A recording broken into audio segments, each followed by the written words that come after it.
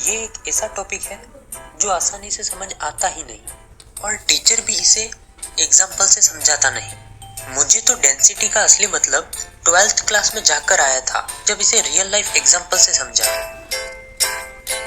तो आज हम अलग अलग एक्सपेरिमेंट से डेंसिटी को समझने वाले हैं। तो क्या तुम तैयार हो?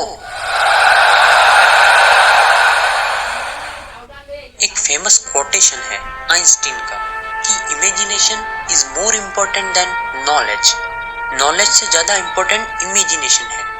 इसलिए जो भी पढ़ो उसे इमेजिन करते हुए पढ़ो। आप जब भी मेरे वीडियोस देखो तब कुछ भी याद मत करो। जब मैं एग्जाम्पल बताऊंगा तब ऑटोमेटिकली आपको समझ आ जाएगा। तो डेंसिटी का बेसिक मतलब होता है कि कोई चीज कितनी घनी है, कितनी डेंस है। फॉर एग्जाम्पल, आपके हाथ में पत्थर है और दूसरे हाथ में रुई है, तो इन दोनों में से ज्यादा डेंस कौन है? ऑफ कोर्स पत्थर। डेंसिटी के लिए हमें मास और वॉल्यूम को समझना होगा। तो मास का मतलब होता है कि किसी भी चीज में मैटर कितना भरा हुआ है। मैंने एक बच्चे से पूछा कि मैटर क्या होता है, तो बोला कि जब दो लोगों के बीच लड़ाई होती है तब वह मैटर कहलाता है।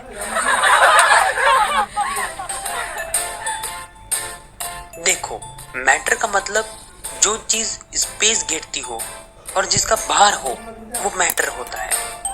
हमारे आसपास जो कुछ भी दिखता है वो सब मैटर का बना हुआ होता है। जिस ऑब्जेक्ट में जितना ज्यादा मैटर होगा उसका मास भी उतना ज्यादा होगा, क्योंकि उसमें मॉलिक्यूल्स जो होते हैं वो पास पास में होते हैं। चलो, मास तो समझ में आ गया होगा, लेकिन ये वॉल्यूम क्या होता है? वॉल्यूम यानी कि जिस ऑब्जेक्ट की लेंथ, ब्रेथ और हाइट हो उसे वॉल्यूम कहा जाता है। जैसे ये एक थैली है, इसमें लेंथ और ब्रेथ ही है, तो इसका वॉल्यूम नहीं होगा, सिर्फ एरिया ही होगा। लेकिन अगर इस बॉक्स को देखें तो इसमें लेंथ, ब्रेथ और हाइट तीनों हैं, तो इसका वॉल्यूम भी होगा। तो मास यानी कि इसमें कितना मैटर प्रेजेंट है, और वॉल्यूम यानी जिसकी लेंथ, ब्रेथ और हाइट हो। तो अब हम डेंसिटी को समझने के लिए एकदम तैयार हैं। डेंसिटी का फॉर्मूला होता है मास अपॉन वॉल्यूम, यानी यूनिट वॉल्यूम में जितना मास होगा वो उस ऑब्जेक्ट की डेंसिटी होगी। जिस ऑब्जेक्ट में जितना ज्यादा मास होगा उसकी डेंसिटी भी उतनी ज्यादा होगी। तो चलिए इसे एग्जाम्पल से समझते हैं। ये बॉक्स है जिसका कुछ वॉल्यूम है, यानी कि लेंथ, ब्रेथ और हाइट है। अब आपको ये बताना है कि बॉक्स खाली हो तब डेंसिटी ज्यादा होगी, या इसमें ये बुक्स भरी हो तब डेंसिटी ज्यादा होगी।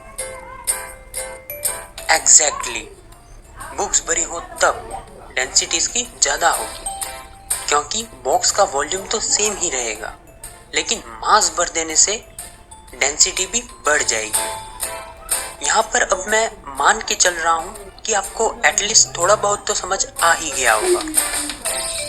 अब कुछ एक्सपेरिमेंट करेंगे जिससे आपके सारे के सारे डाउट्स क्लियर हो जाएंगे। तो फर्स्ट एक्सपेरिमेंट है ऑयल और वाटर का। तो ये एक ग्लास लिया जिसमें थोड़ा वाटर डाला, और अब ऑयल डालते हैं और देखते हैं कि क्या होता है।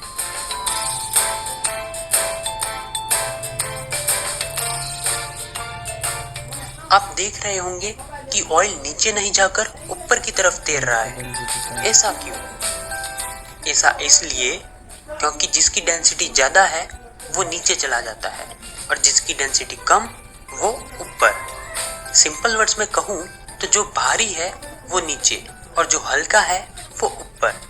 लेकिन इसमें अगर मैं हनी ऐड कर दूं, यानी शहद ऐड कर दूं, तो वो सबसे नीचे चला जाएगा, क्योंकि हनी की डेंसिटी सबसे ज्यादा होती है। चलो अब सेकंड एक्सपेरिमेंट करते हैं, जिसमें मैं 2 ग्लास लूंगा। एक ग्लास में वाटर ऐड करूंगा और दूसरे ग्लास में सॉल्टेड वाटर। अब ये चेक करना है कि जब इस लेमन को दोनों ग्लास में डालूंगा तो किस वाले में ये डूब जाएगा। तो ये डाला वाटर में,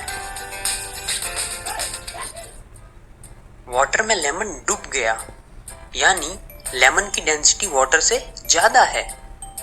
अब सॉल्टेड वाटर में डालते हैं। इस बार लेमन ऊपर आ गया। क्यों? क्योंकि लेमन की डेंसिटी कम है सॉल्टेड वाटर से। जब वाटर में सॉल्ट ऐड करते हैं तो इसकी डेंसिटी बढ़ जाती है। अब एक लास्ट एग्जांपल देखते हैं। आपने कभी ना कभी हीलियम गैस वाला गुब्बारा देखा ही होगा जो ऊपर उड़ता रहता है, लेकिन जब आप नॉर्मल गुब्बारा लेते हैं तब वह ऊपर की तरफ नहीं जाकर वापस नीचे आ जाता है। ऐसा क्यों? ऐसा इसलिए होता है क्योंकि हीलियम गैस वाले गुब्बारे में हीलियम गैस की डेंसिटी नॉर्मल एयर से बहुत कम होती है। सिंपल वर्ड्स में कहूँ तो हीलियम गैस हल्की होती है और जो नॉर्मल एयर होती है वो भारी होती है, इसलिए गुब्बारा उड़ता रहता है। इन सारे एग्जाम्पल से आपका कंसेप्ट क्लियर हो गया होगा। Thank you and have a